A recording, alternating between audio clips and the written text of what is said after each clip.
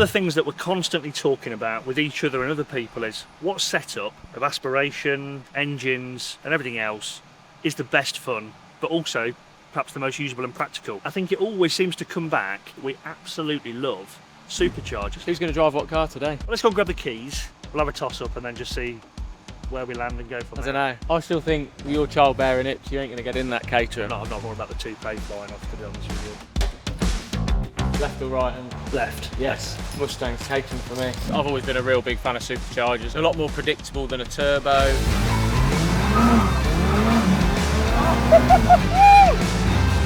Not the most practical car to do a 3-point turn in. So we've got two cars that we've thought in the background here that really are going to show what we like about the supercharged setup on a car, but actually they're complete polar opposites of one another. One's auto, one's manual. They're very similar power to weight ratios. They're actually similar prices. So I think really, depending on which way you want to go, whether it's more focused or not towards track or road bias, it's going to be a really good one. This. Yeah.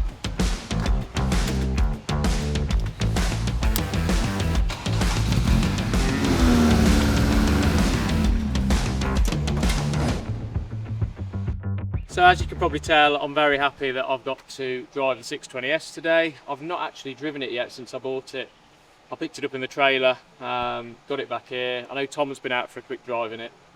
I have experienced the 620R before and it was just bonkers, like one of the most thrilling drives I think I've ever had. And it round Donington Park, couldn't stop giggling. This is slightly more toned down than a 620R. The 620S still got the same engine, the 2-litre Duratec supercharged engine, 310 horsepower in a car that weighs circa 500-600 kilograms. Similar power to weight to the Mustang. It's around the 500 horsepower per tonne mark. Being the 620S, you get a full screen. Most of the 620Rs, specifically the one I had before, only had a little fly screen, so would have struggled to even go out and do any filming in that today. The nice thing with this is it's got the carbon bucket seats. Now, although they look very uncomfortable, they're actually, once you're in them, they're fabulous. Really hold you well, and they are, even for longest journeys. I've driven other Caterhams 420Rs with these in, and I just think they're great. It's got the side screens on, so you should be able to hear me a bit more when we're out on the road driving it. The theme, obviously, of today with the superchargers. This car actually came from the factory with its supercharger, whereas the Mustang was obviously put on aftermarket. This car is completely factory standard, which is quite crazy really, that there's not many manufacturers that make stuff this bonkers as they come out the factory. The Mustangs had lots of things done, which Tom will talk about, since it's left the factory by its previous owner and some reputable specialists.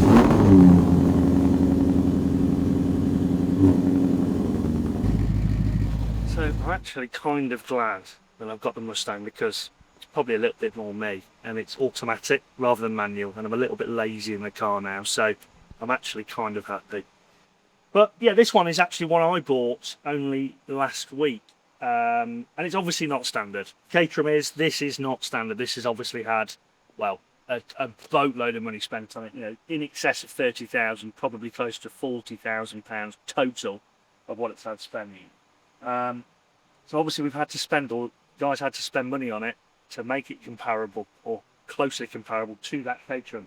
But this is one hell of a thing, like I say. I mean, it's a 2020 car, so it's a facelift with a later generation engine, which is better for compression when you turbo and supercharging and things like that.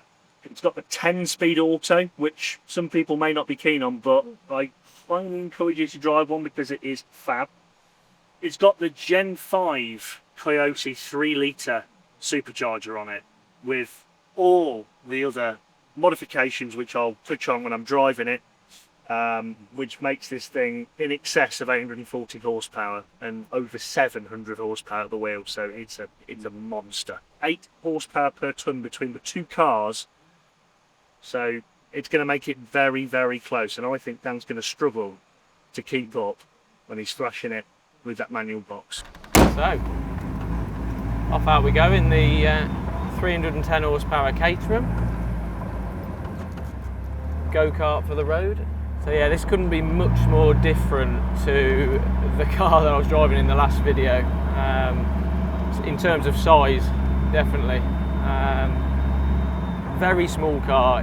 As I just said, it's pretty much a go-kart for the road. Just over 500 kilos, a bit more with my arse in it. I've driven many Caterhams before. I'm a massive fan of Caterhams and Westfields because I just think they feel like a race car. For a car that you can just go out and have a blast in, I don't think there's many more cars, especially at this price point, that give as much thrills. The 620R that I had before, amazing, absolutely amazing. This car, being the S, much more usable. The sequential gearbox, particularly sort of when we're just driving around the town at the minute, heading out to some country lanes, it's not very nice around town, very jerky. Very much suited to full power stints out on track. Nice having the full windscreen and not having to climb in the full cage of the 620R. Now this is the first time I've driven this particular Caterham, and yeah, it feels lovely. Very easy to drive, clutch is quite bitey, but a lot lighter than in the Dodge Challenger I drive, much lighter. I love how much carbon this car's got as well. That makes it feel very race car. Carbon wings that I can see in my mirrors. Obviously I can see all the suspension working up front. Instantly, before you've even driven off in it, it feels special. Lovely warm day today, but even if it was cold, I know Tom's going to be probably giving it the big one that is in his Mustang with his heated seat. What he doesn't know is that I've actually got heated seats in this, quite a rare option on a Caterham, but especially with these carbon seats, but it's got heated pads. So I've actually got variable heated seats, not just on or off. I can have it at 2 temperature settings in a Caterham. Right then, well, first impressions. What a car this is. This really is so lovely. I've driven lots and lots of Mustangs over the years. We've been pretty prolific in a lot of the supercharged, tuned, different, modified Mustangs, certainly within the Midlands anyway.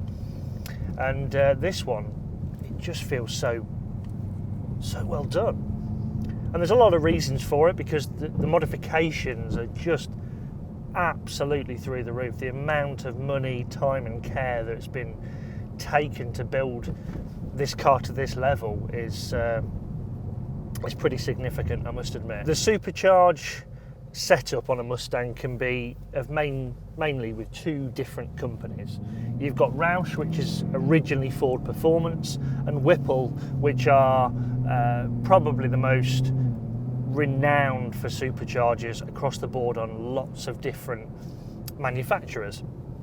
And they've become a little bit more synonymous with the Mustangs because their power claims and the size of the supercharger, the capabilities of the supercharger are just that little bit more impressive. And I think when you're going down the pub, you're putting your keys on the table, or people are seeing what car you drive, you want the bragging rights, you want the big balls. I've got 800 horsepower, I've got 850 horsepower, whereas historically the Roush kit has been more limited to around the 700, 750 brake horsepower mark, which, okay, is still absolutely ridiculous power for a rear-wheel drive, American-derived, unfocused car. Dan and I were discussing before we left and actually prepping for this over the last few days, and talking about which cars to take out. We didn't discuss who was going to be in which car, but you know, and we just couldn't, on paper anyway, we couldn't decipher or decide which one was going to be faster and why. Now, the power to weight of the 2 cars is so closely matched, it's actually ridiculous. You would think it's almost been planned. It hasn't.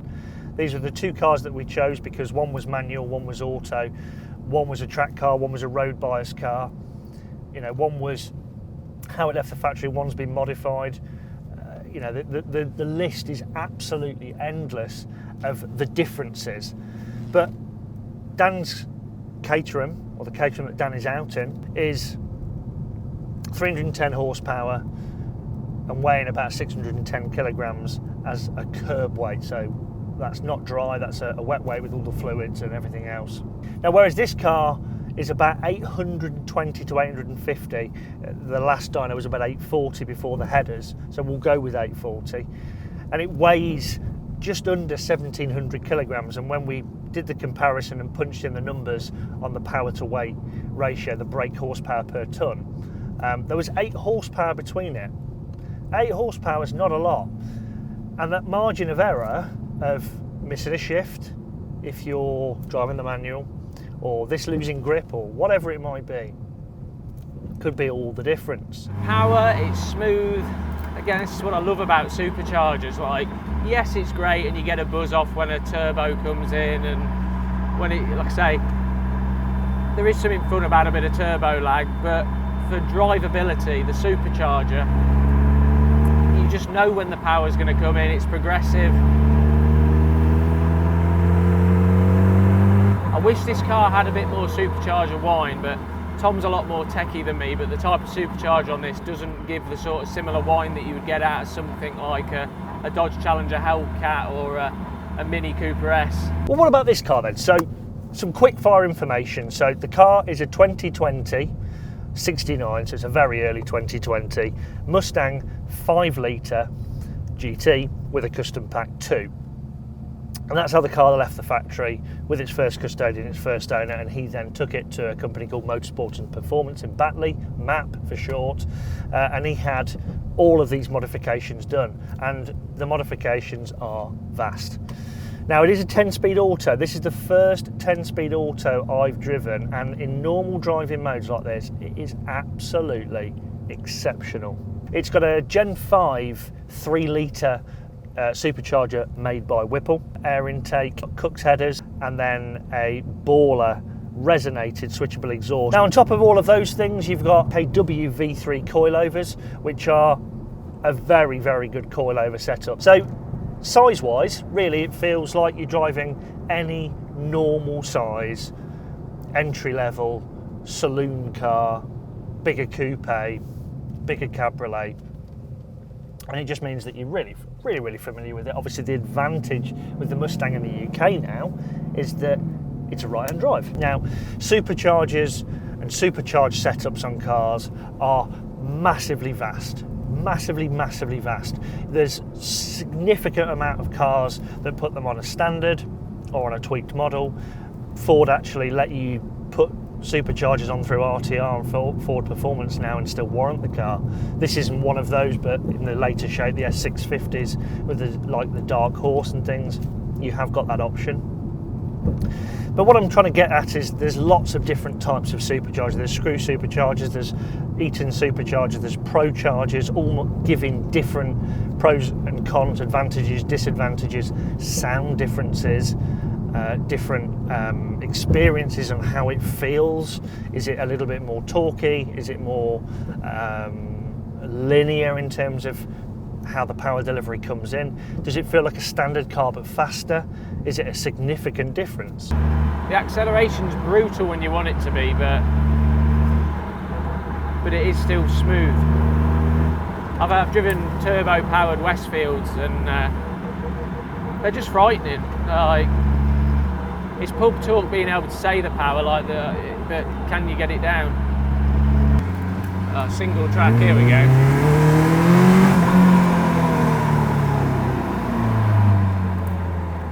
I've not actually been down this road before.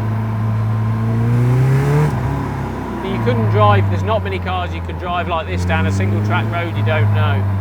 But it doesn't catch you out, That's what I love about it. This is where superchargers just come into their own. Yeah, this is what this car is all about. Very playful, this car.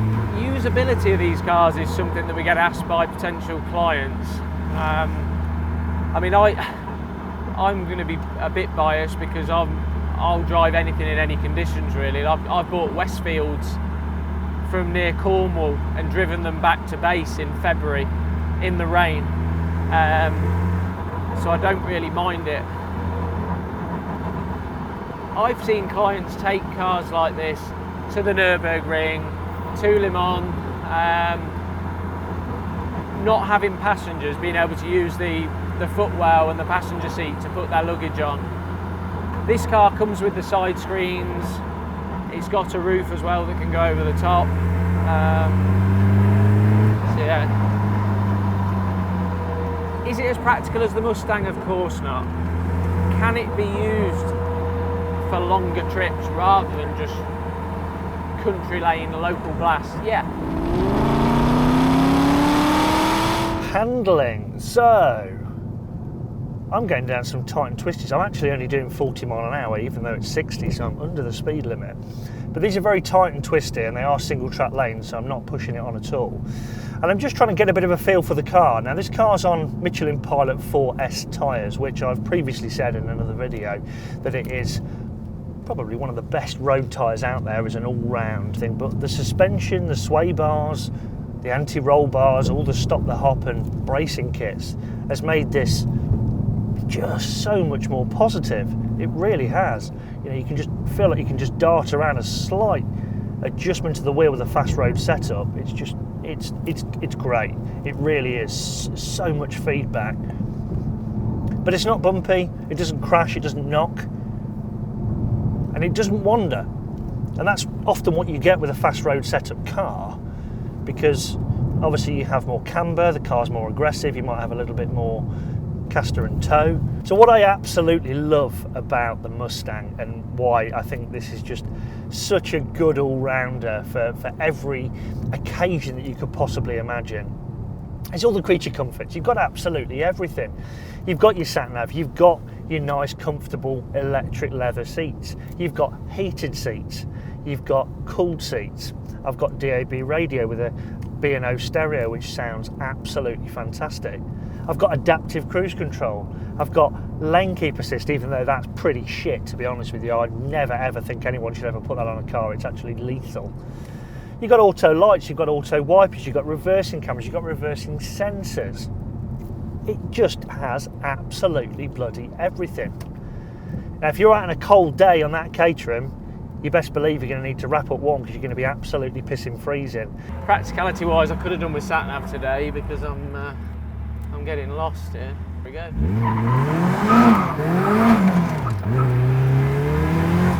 Not the most practical car to do a 3-point turn in with no power steering, but at least it's light. The phone sat nav would probably be better than the Mustang. I just love lightweight cars. The Mustang is just so heavy.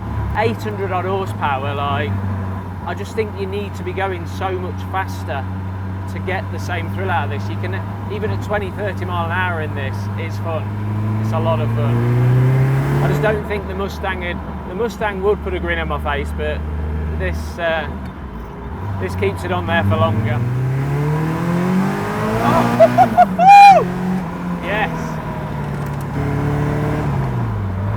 I still stand by that the 420Rs are the sweet spot, but on a bone dry day like today, you can't beat the power of the 620s. People always say, oh, why are Caterhams so much more expensive than a Westfield? It's the build quality and the brand. I mean, it feels so well built, and being the SV chassis, it's a lot more spacious than a Westfield and a lot more spacious than a standard Caterham. I'm going to flick it into racetrack.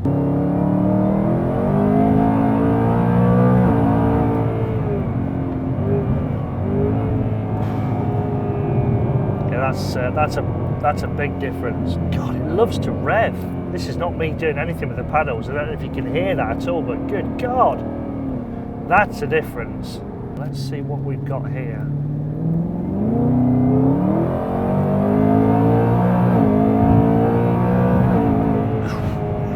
Good God. It just keeps going.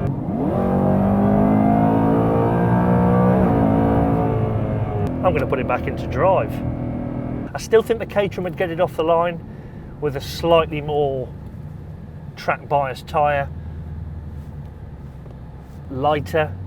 You're going to be able to control it a little bit better with the clutch potentially, again, if you can drive well enough. But my God, this is fast and so bloody well set up as well. Bang for buck, in both camps of road versus track, which would I pick? What a car this is, my God. We've had some great fun today driving these supercharged cars. Whilst I was driving back, I realised just how many other supercharged cars we've got available. Tom's Hellcat, he drives as his daily. One of my toys, Corvette, modified. It didn't come from the factory of the supercharger, but it's been highly uprated in America before it came over. We've got obviously the Mustang we just went out in today, and then this one of my favourite cars we've ever had in at DT, which I should have kept, like really should have kept. Gone to a client that I don't think will ever sell it. He never sells anything we ever sell him, he just keeps everything. And I know he loves this, but we've got it in for some maintenance at the minute. Every year or two it comes back in, has a service, MOT, a check over, and it's back in just for some more detailing work. But yeah, very special car. Black Series replica, supercharger, 800 horsepower.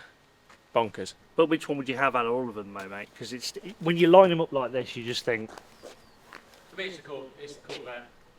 okay, second just choice. 'cause Okay, I know just you driven it already back own in it, there. so Yeah. take that one out of the equation. Which one would you have? It's the Caterham, still as a toy. My choice, my choice, my choice. I think it's the Mustang, because it just does everything really well. Maybe I'm just getting boring, I just don't want something that's focused all the time. That just does 90% of what that does, but does everything else 50 times better than that would. Just a better car overall. It just scares me. That's what I love about it though. Again, similar to the Caterham. Is it scary? No, it's again, that 620R that I had, that was scary, but it had another 50 or 60 horsepower and the sequential box. But that is usable on a day like today, whereas that Corvette, it doesn't matter how hot it is, how good the roads are, how warm you get the tyres, it just wants to kill you at every single opportunity. Like, I think there's a lot to. I think there's a lot to say. I probably need to drive this an awful lot more. yeah, I need to have a better go in it. Yeah, I need to have a better go and get under the skin of it a bit more. I hope you've enjoyed this video. I hope you've enjoyed what we've tried to do with it and compare some cars. Obviously, we still need to know where we take the channel in the future. What do you guys want to see? So we need your comments, we need your input, and obviously, every single time I'm going to ask for this, we need you to like, share, and subscribe. Get involved.